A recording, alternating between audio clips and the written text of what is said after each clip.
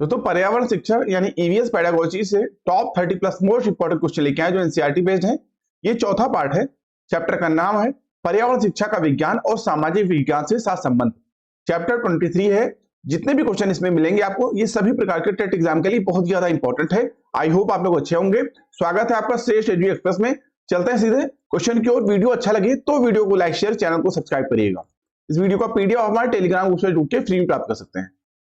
पहला क्वेश्चन ये क्या कह रहा है,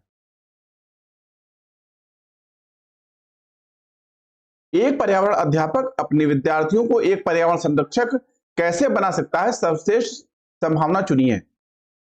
इस क्वेश्चन के लिए आपका सी ऑप्शन राइट होगा। पर्यावरण अध्यापक द्वारा अपने विद्यार्थियों को उनके इलाके के एक पेड़ पौधे का देखभाल करता बनाकर उन्हें एक पर्यावरण संरक्षण बनाया जा सकता है।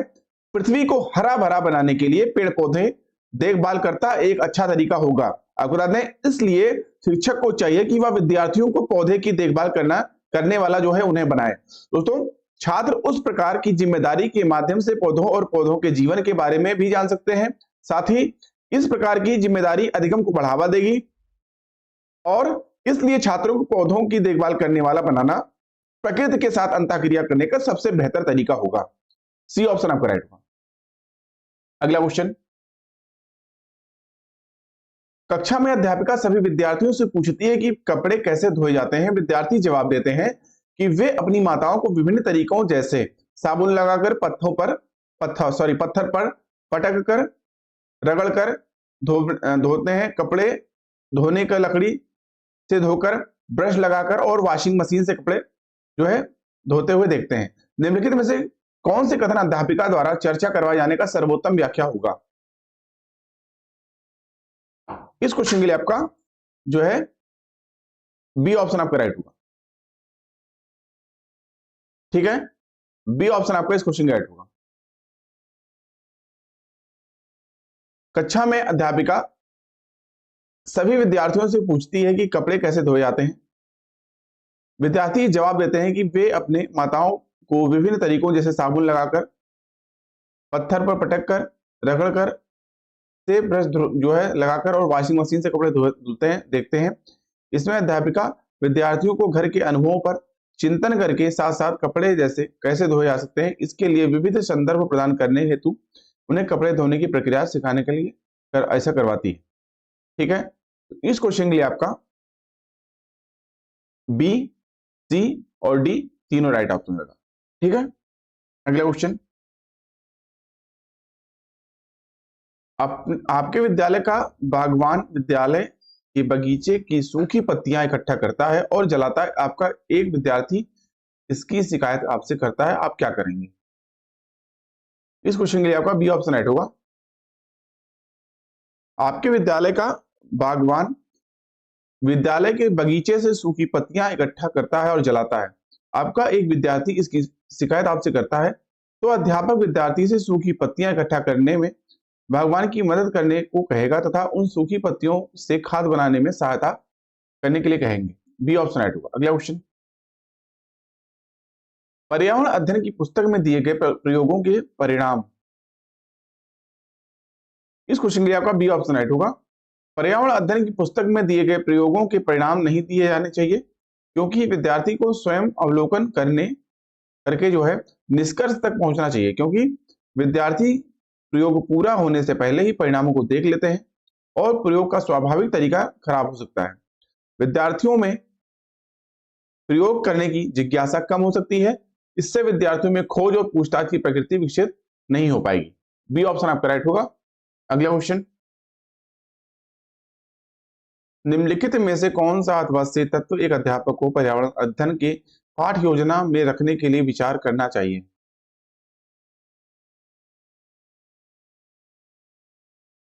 इस क्वेश्चन के लिए आपका डी ऑप्शन राइट होगा।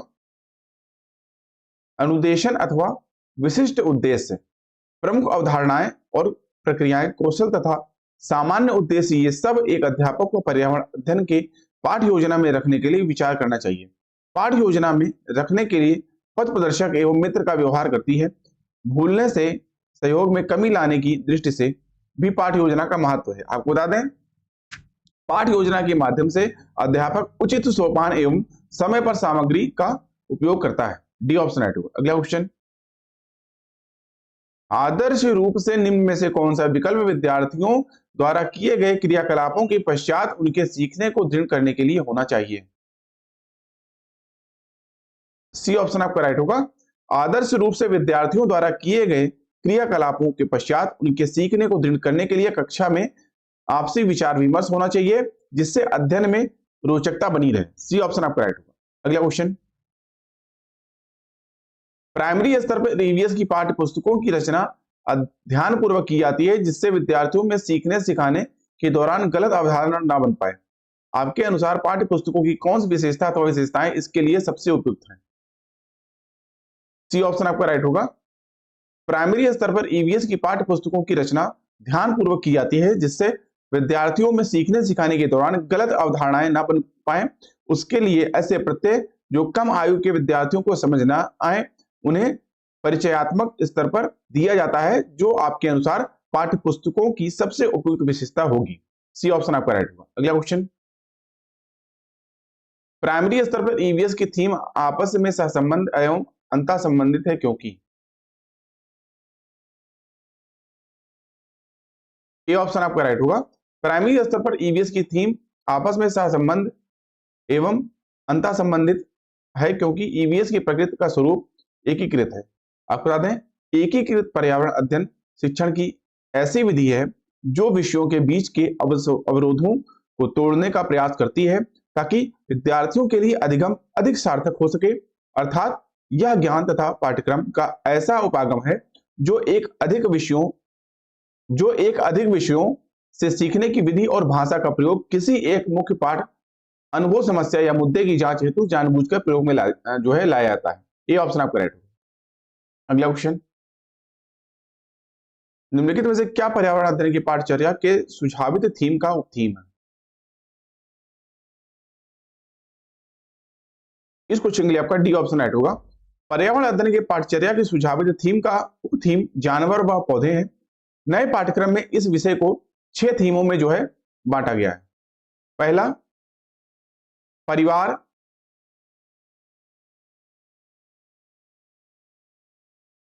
मित्र, जिसकी 4 उपथीम है, जिसकी 4 उपथीम है। कौन कौन सी है? आपसी संबंध,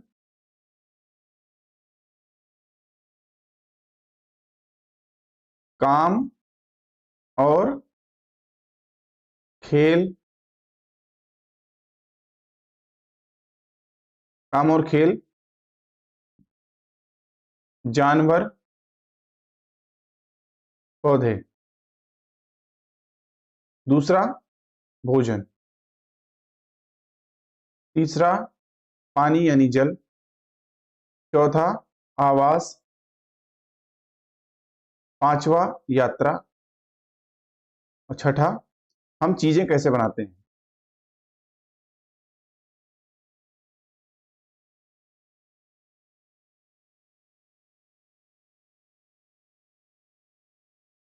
यह थीम सभी थीमों से जुड़ी अवधारणाओं में करने की प्रक्रिया या तकनीकी पर जोर देती है। अतः यह पांचों थीमों का अंतर्निहित हिस्सा है। ठीक है, इस हिसाब से डी ऑप्शन आपका राइट। अगला क्वेश्चन, एनसीएफ 2005 कक्षा 3 से 5 तक ईवीएस को एक ऐसे विषय के रूप में देखता है जो निम्न प्रत्ययों एवं विचार वस्तुओं को आपस में एकीकृत करता है। सी ऑप्शन आपका राइट होगा। राष्ट्रीय पाठचर्या की रूपरेखा 2005 ईवीएस को कक्षा 3 से 5 तक ऐसे विषय के रूप में देखती है जो विज्ञान, जिसमें प्राकृतिक और भौतिक, साथ ही सामाजिक विज्ञान, जिसमें प्राकृतिक, भौतिक, सामाजिक और सांस्कृतिक, और पर्यावरण शिक्षा की अवधारणाओं तथा मुद्दों को आपस में एकीकृत करता है। सी ऑप्शन आपका राइट होगा। अगला क्वेश्चन, एक शिक्षिका अपने छात्रों को उन तरीकों को बता रही है जिससे वे अपने घरों को पर्वों के दौरान सुसज्जित करते समय स्थानीय पदार्थों का उपयोग कर सकते हैं। उस चर्चा का उद्देश्य है। इस क्वेश्चन के लिए आपका डी ऑप्शन राइट होगा। ए, बी, सी और डी।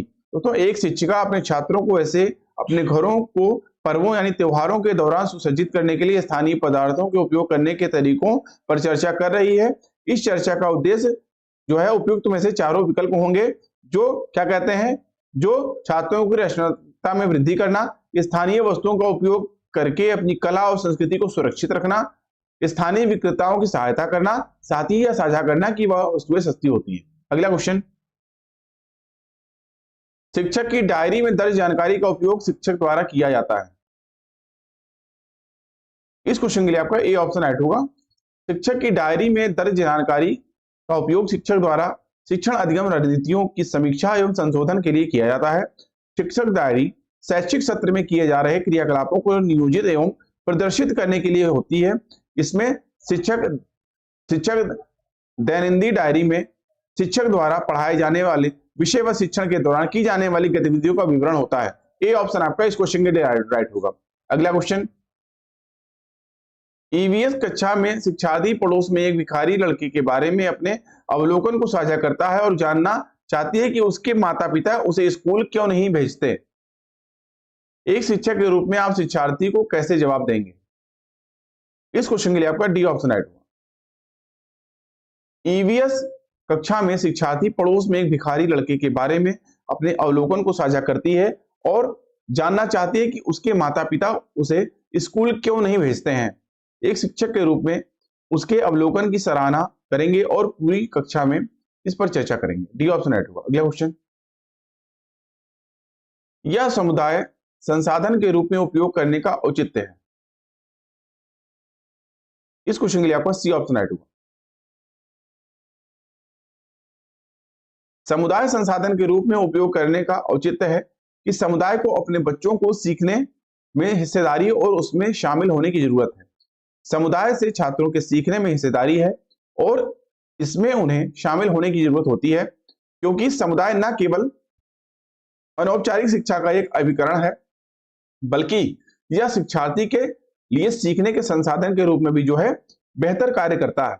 यह निःशुल्क और सस्ता है। साथ ही परिवार के बाद समाज और समुदाय अनौपचारिक शिक्षा में महत्वपूर्ण भूमिका निभाते हैं।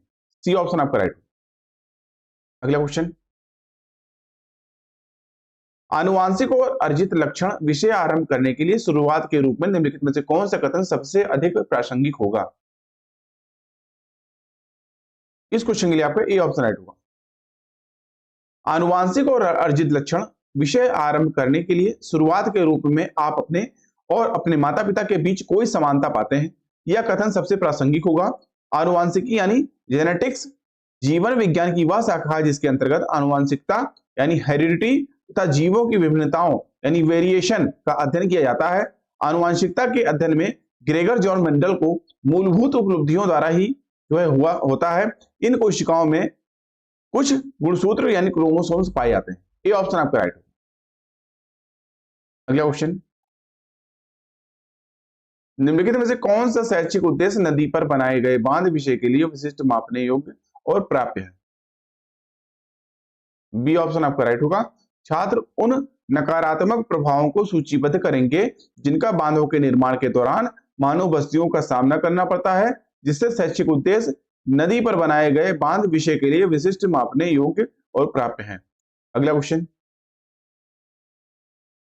निम्नलिखित में से कौन सा अभ्यास संरचनावादी दृष्टिकोण से सबसे अधिक मेल खाता है?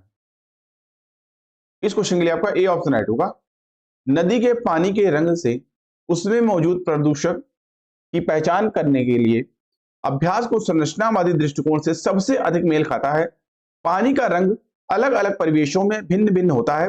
जिसमें पानी मौजूद होता है अपेक्षाकृत कम मात्रा में पानी बेरंग दिखता है। आपको बता दें, शुद्ध पानी मामूली नीला रंग का होता है, जो मोटाई यानी स्तर बढ़ते बढ़ते जो है गहरा नीला हो जाता है। पानी का नीला रंग एक आंतरिक गुण है जो कि चयनात्मक अवशोषण और सफेद रोशनी के प्रकीर्णन के कारण जो है हमको दिखता है। ये ऑप्शन आपका राइट होगा। अगला क्वेश्चन, एक शिक्षिका अपने छात्रों को विभिन्न विषय धरोहर स्थलों के बारे में सिखाने और उसकी वास्तुकला, ऐतिहासिक पृष्ठभूमि आदि को बेहतर ढंग से समझाने के लिए प्रौद्योगिकी का उपयोग करना चाहती है। लेकिन कौन सी तकनीक इस विषय इस उद्देश्य के लिए सबसे उपयुक्त होगी? सी ऑप्शन आपका राइट होगा। एक शिक्षिका अपने छात्रों को विभिन्न विश्व धरोहर स्थलों के बारे में सिखाने और उसकी वास्तुकला, ऐतिहासिक पृष्ठभूमि आदि को बेहतर ढंग से समझने के लिए वर्चुअल रियलिटी यानी आभासी वास्तविकता तकनीकी का बेहतर इस्तेमाल कर सकती है, क्योंकि इसमें धरोहर के चित्र एवं उनकी वास्तुकला के लगभग वास्तविक रूप से अवलोकन हो जाते हैं। सी ऑप्शन राइट होगा। अगला क्वेश्चन, ईवीएस पाठ्य पुस्तक के अलावा ईवीएस सीखने के लिए निम्नलिखित में से कौन सा एक अच्छा संसाधन हो सकता है? ये ऑप्शन आपका होगा क्षेत्र भ्रमण। ईवीएस पाठ्य पुस्तकों के अलावा ईवीएस सीखने के लिए क्षेत्र भ्रमण एक अच्छा संसाधन हो सकता है, क्योंकि जो है क्षेत्र भ्रमण के लिए बाग बगीचे, तालाब के किनारे, प्रकृति आदि का भ्रमण कर लेने से बच्चों में अवलोकन के साथ साथ अन्य कौशलों का भी विकास बहुत ही तेजी से होता है। इसके अलावा बच्चों को स्थानीय ज्ञान को विद्यालय के ज्ञान से जो है जोड़ा जाना चाहिए, जिससे और बेहतर रूप से वे बच्चे को सिखा सकें और बच्चे सीख सकें। साथ ही जबकि रेडियो, विकिपीडिया और विश्व को सीखने के लिए एक अच्छे साधन नहीं हो सकते। ठीक है, ये ऑप्शन आपका राइट होगा। अगला क्वेश्चन,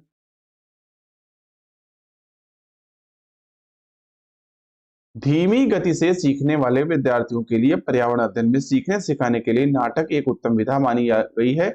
कौन सा या अथवा से के कारण नाटक चुनने के लिए सबसे उचित है? इस क्वेश्चन के लिए आपका ए ऑप्शन राइट होगा।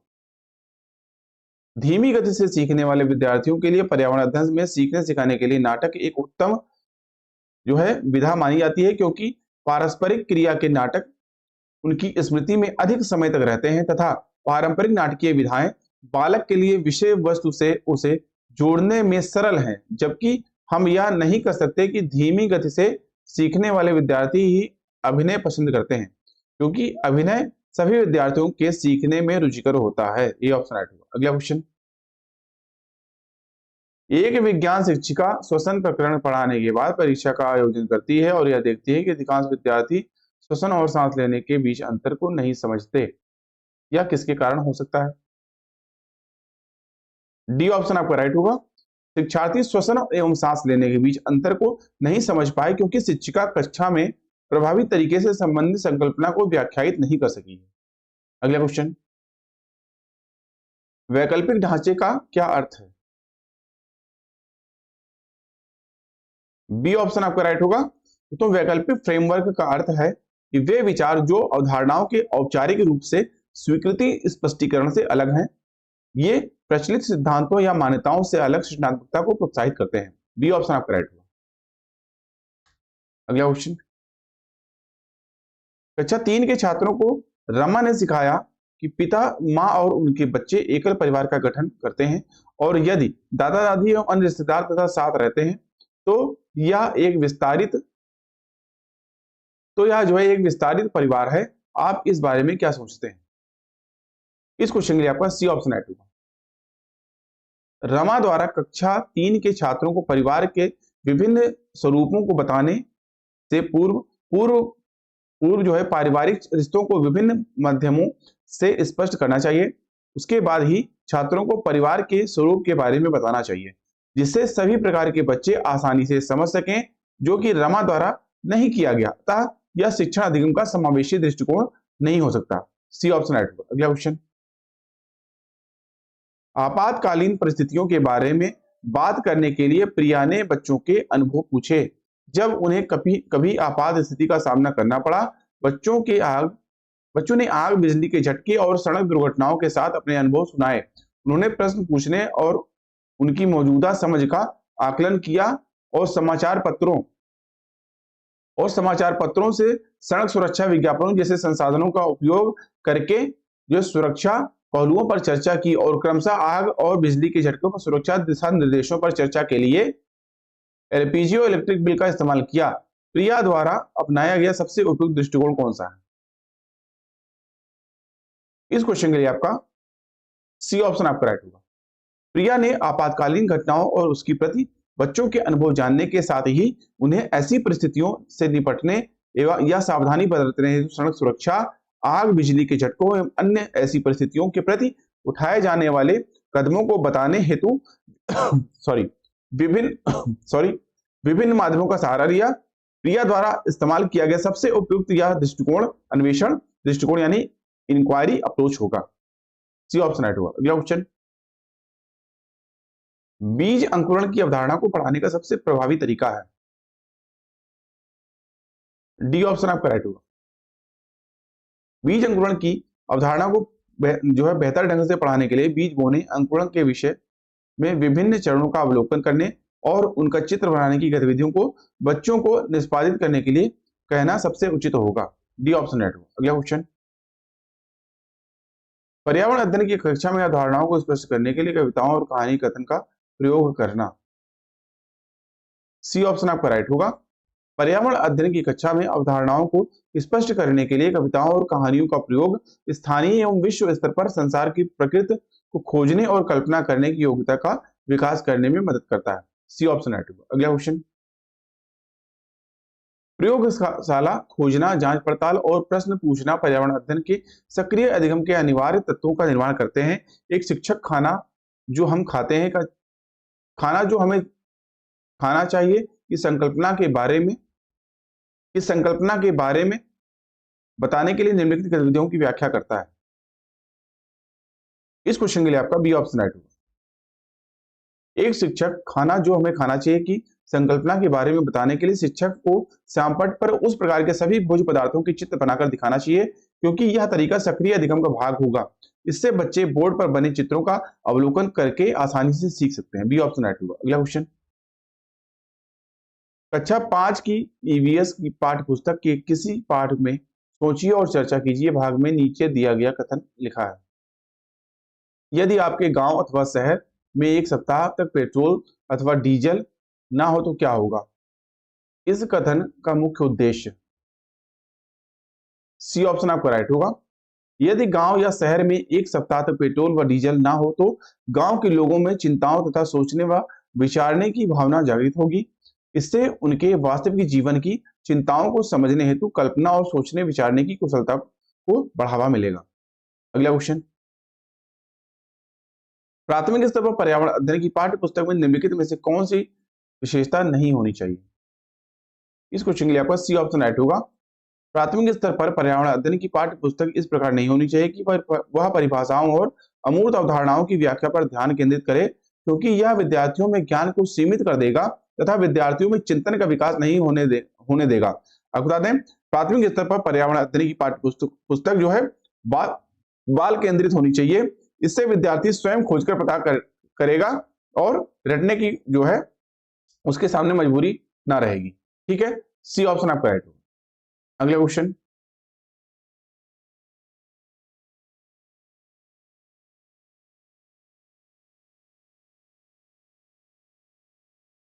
महेश कक्षा 4 के शिक्षक हैं। वे वृक्ष संरक्षण की अवधारणा पर शिक्षार्थियों को संवेदनशील बनाने के लिए योजना बनाते हैं। निम्नलिखित में से कौन सी एक गतिविधि एक उद्देश्य के लिए सर्वाधिक उपयुक्त है? इस क्वेश्चन के लिए आपको बी ऑप्शन राइट होगा। वृक्ष संरक्षण यानी फॉरेस्ट कंजर्वेशन की जो है अवधारणा पर शिक्षार्थियों को संवेदनशील बनाने के लिए योजना बनाया जाता है। इस उद्देश्य की पूर्ति के लिए प्रत्येक विद्यार्थी को एक पौधे को अपनाने और उसका पोषण करने के लिए अभिप्रेरित करना सर्वाधिक उपयुक्त साबित होगा। बी ऑप्शन राइट होगा। अगला क्वेश्चन, तो दोस्तों अभी के लिए इतना ही। आई होप आपको वीडियो अच्छा लगा। वीडियो को लाइक करिए, अपने दोस्तों में शेयर करिए, साथ ही साथ चैनल को सब्सक्राइब करना ना भूलें, जिससे कि चैनल पर आने वाले सभी इंपॉर्टेंट वीडियो को नोटिफिकेशन आपको टाइम में मिलता रहे। इस वीडियो का पीडीएफ आप अपने टेलीग्राम ग्रुप से जुड़ के फ्री प्राप्त कर सकते हैं। अभी की वीडियो को देखने के लिए आप सभी का धन्यवाद। मिलते हैं नेक्स्ट वीडियो में, तब तक के लिए थैंक यू। जय हिंद।